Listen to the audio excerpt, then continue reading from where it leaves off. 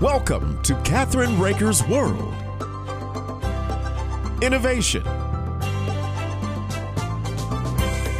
culture, adventure, fashion and health, artists, destinations, traditions.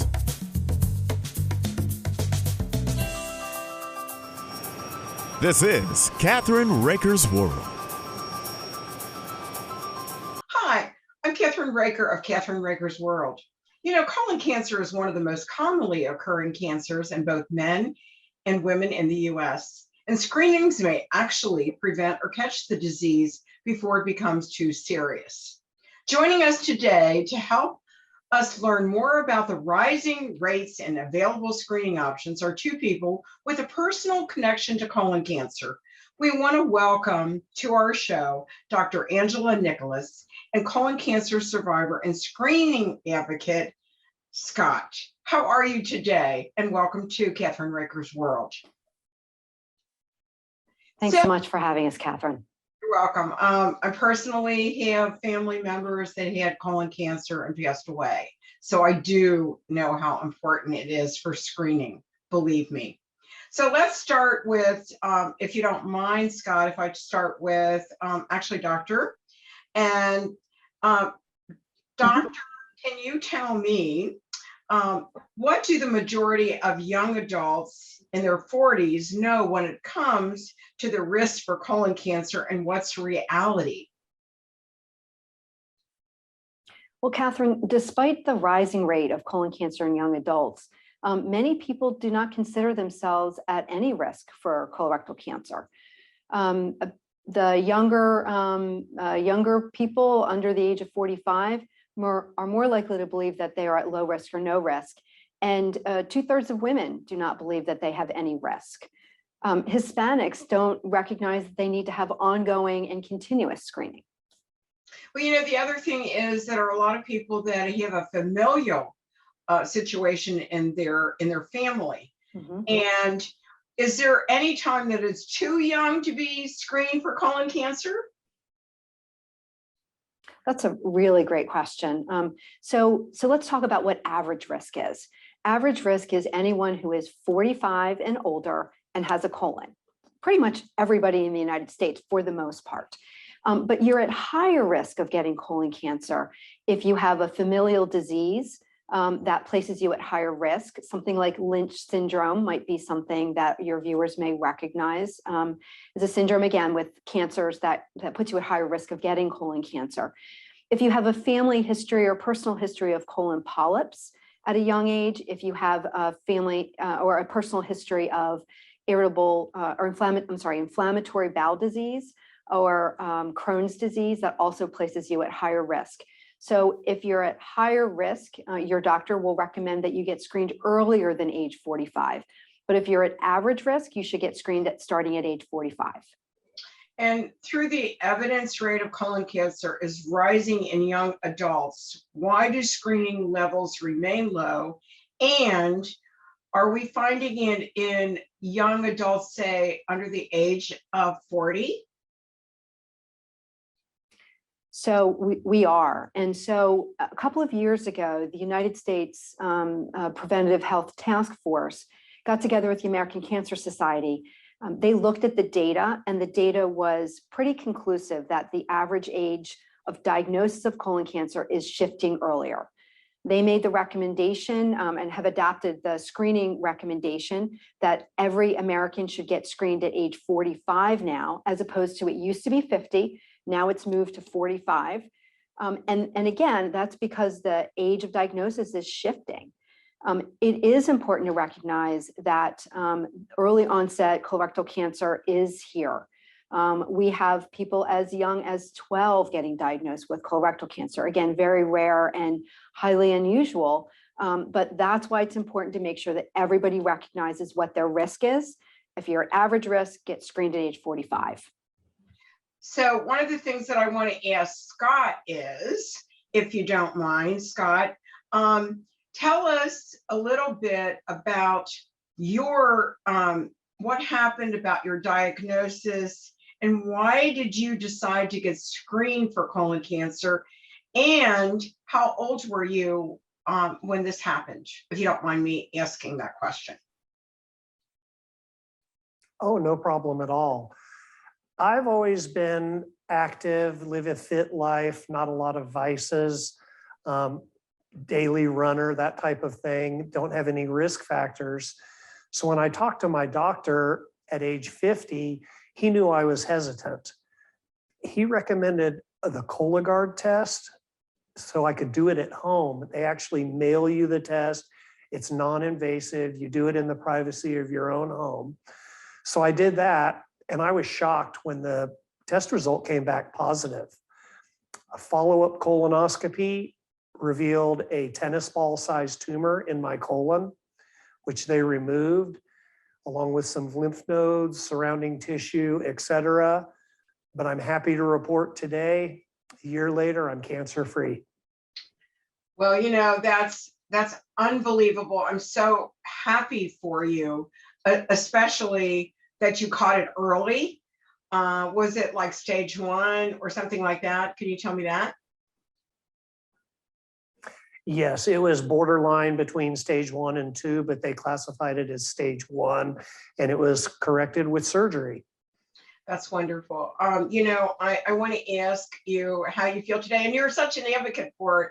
You know, getting a colonoscopy or getting screened isn't really that difficult, is it?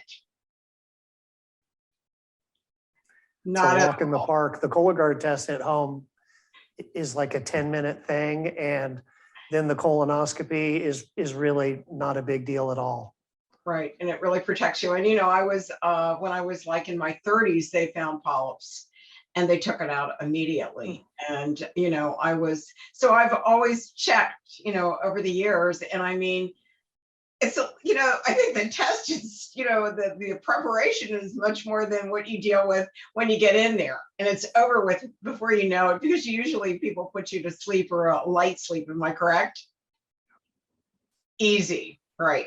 I want to, Kathryn, wait just a second, hold on a second. I want to bring you both together here, okay? Okay, so, you know, doctor, tell us about your personal connection to this issue, and how does it affect you in your personal life? So my husband was diagnosed at age 45 with stage 4 colorectal cancer, and he died when he was age 50. He was a real colorectal cancer screening advocate and really wanted to make sure that everybody understood their risk and when they should get screened. And so I've taken that torch, and now I'm here today to talk to your viewers and continue to push the message to medical professionals to make sure that we tell everybody about screening and make sure that everyone knows when they should be screened. And I have to tell you that my personal situation was my son-in-law, who actually, when they was tested, he had stage 4. And 3 years later, he passed away, the 3rd. And I know that I'm doing this in his memory, actually, because I know how much he suffered. And they said it wasn't familiar, doctor, but his dad had colorectal cancer.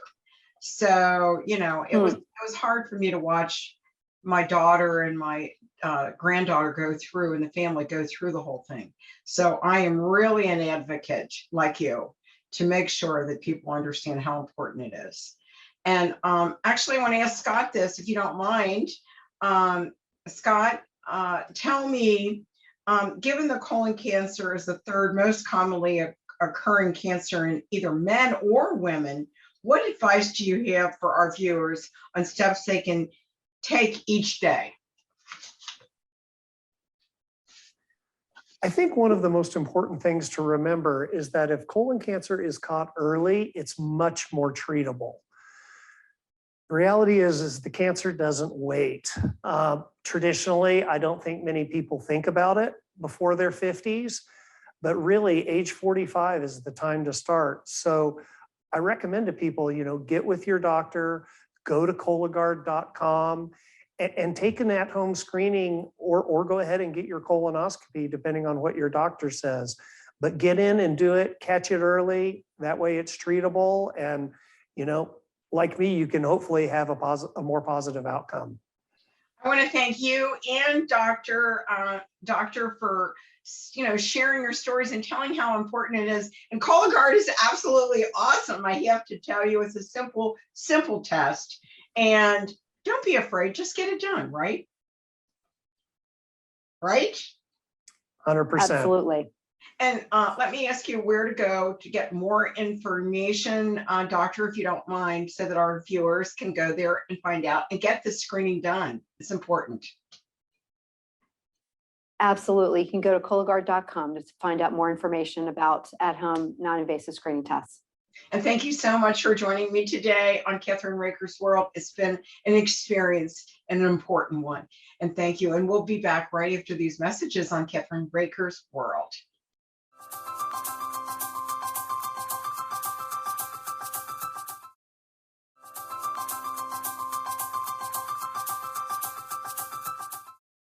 Hi, this is Kathryn Raaker of Kathryn Raaker's World.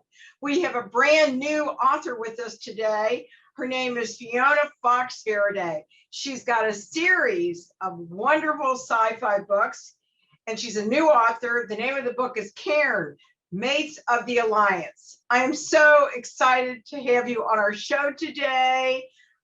Fionne, tell me, how long did it take you to write the book? Actually, it took me probably initially about 2 weeks to sketch out an outline, and then probably about 3 months to finish the book. Now, I heard you had a medical scare in March of 2020. That's when I had COVID. Oh my, yeah. Thankfully, I didn't have COVID, but I had a what they call a TIA, which is like a mini stroke. Yeah. The good thing about those things is that they do resolve, so I didn't have any residual, but it was scary at the time. It was scary at the time. And then you were off work for a while. Is that correct? Yes, the neurologist basically put me off for 2 weeks, and then told me I couldn't do anything strenuous. So she took me off what we call call for another 4. So I got a little bit of cabin fever because I watched all the TV shows, read all the books, and then started to get stir crazy, and I needed something to do. So I just started to kind of just jot down some notes, and the notes got longer and more and more and more, and it kind of just wrote itself. Mm-hmm. So, the nice thing about, it seems like everybody that I know actually that has had to stay home or had to leave work for some reason or other, right? They all become either writers, musicians, comedians, whatever, because they need that extra, not push, but they need that extra time. They're using it to their benefit to help their mental attitude. Would you say that it helped you a lot? I think so, because it served as my outlet, and it helped me cope because it was a very stressful time. And when I came back from my medical leave, we were in the midst of the height of the initial COVID surge, and things were pretty dark, both at work and sort of at home for a little bit too. So that became my escape, and I started to write. And if I had a bad day, I wrote more. You took your pen to paper and decided to do, or my fingers to the iPad, so to speak. But yes. Yes. And then did you let anybody read it before you decided to publish it? Or did you think you were going to even publish it? Well, I feel really bad for my poor husband because he was my captive audience, and I'd read to him, and then he'd get all kind of flustered if it got to anything remotely romantic. So he got to proof listen to everything except for anything remotely personal or intimate. That he refused to listen to. Oh, okay. We can understand that. Yeah. So here's the thing, when I wrote my book, it was true. Some of it was true, some of it was not. And I'm glad my husband, he had to edit part of it. So he got to see it for what it was. So I do understand that. But a lot of it was all fiction. So that was nice. And the second book we're doing is with my son. So that'll be coming out real soon. But I think your book is so exciting. I've read it. I'm writing a review today on it and on Amazon. And can you talk a little bit about the characters that you started? And is it a love relationship? Yeah, Daria is the woman, the female character, and she is sort of like the person that I'm hoping that women will see some of themselves in her, or their best friend, their sister, the girl next door. She's been so dedicated to her work for so long that she's kind of thought that relationships, romance, love were not going to be in the cards for her because she just hasn't made time for it. And she isn't looking for anything. And then she meets this alien ambassador who's the captain of the ship, who actually they basically rescue the Earth from some hostile aliens.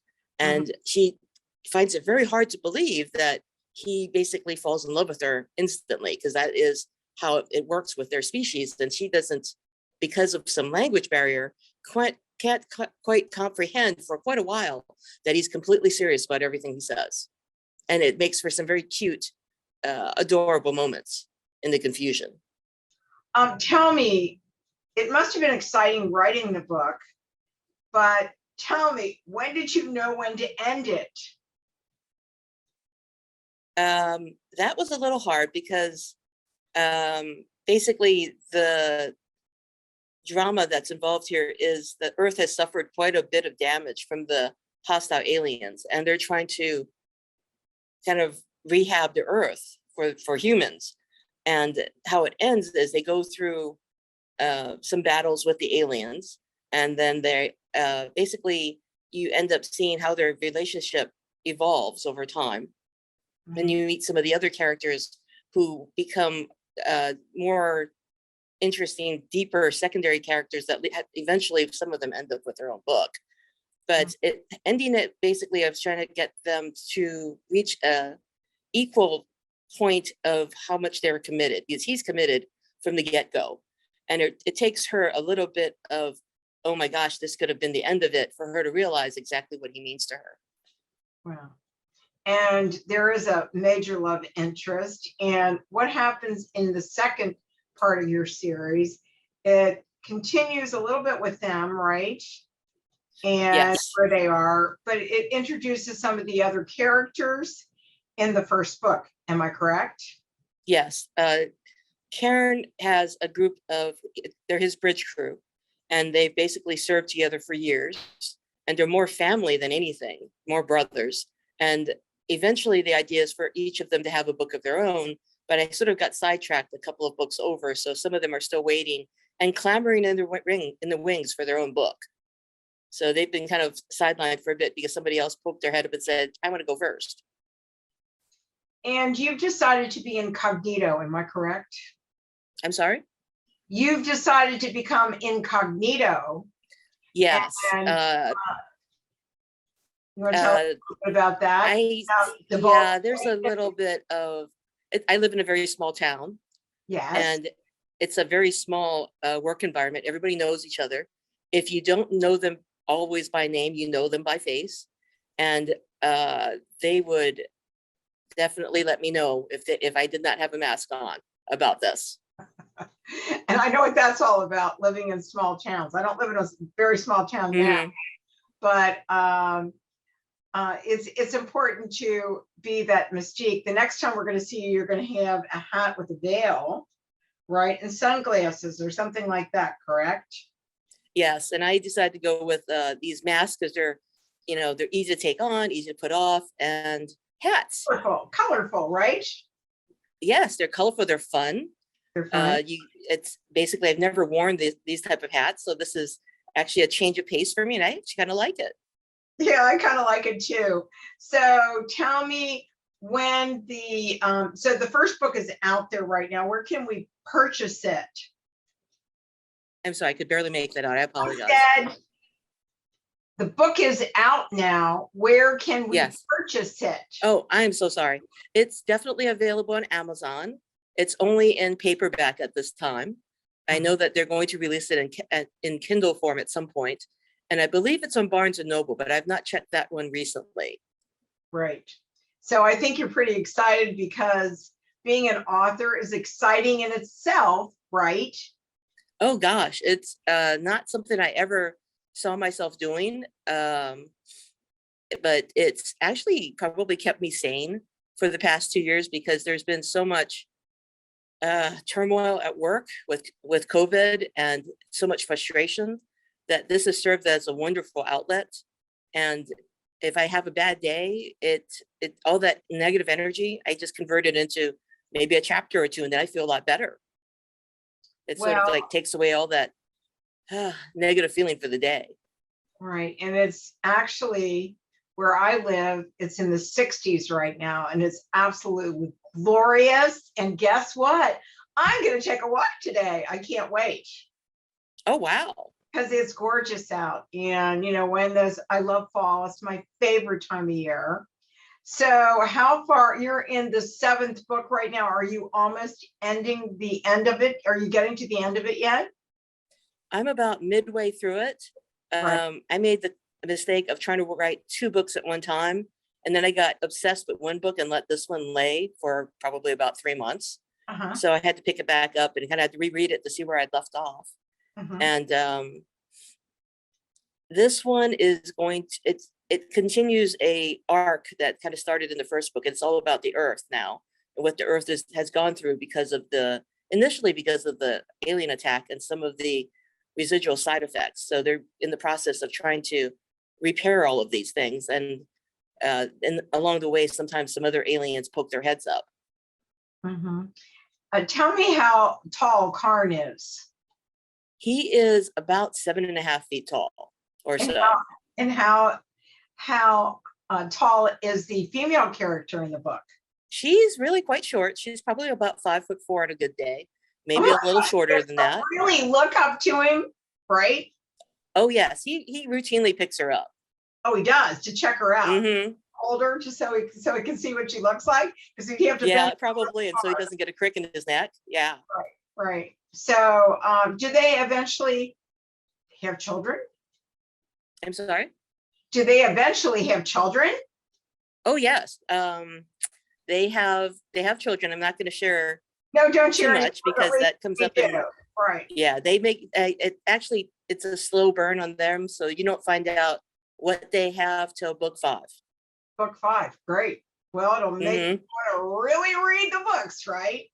Right. Oh yes, definitely. And but it was fun because I get to see, so and so's pregnant, and so and so's falling in love, and I had fun with this.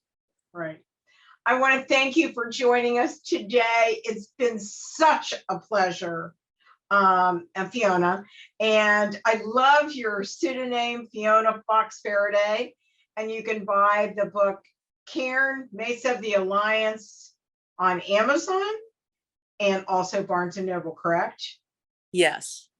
Right. I want to thank you so much for joining me on Kathryn Raaker's World. We'll see you soon. No, thank you, Kathryn. And don't forget to go to our website at Kathryn Raaker's World, where you can see this television show now that we have that up on our website. How about that? Oh my, that sounds wonderful.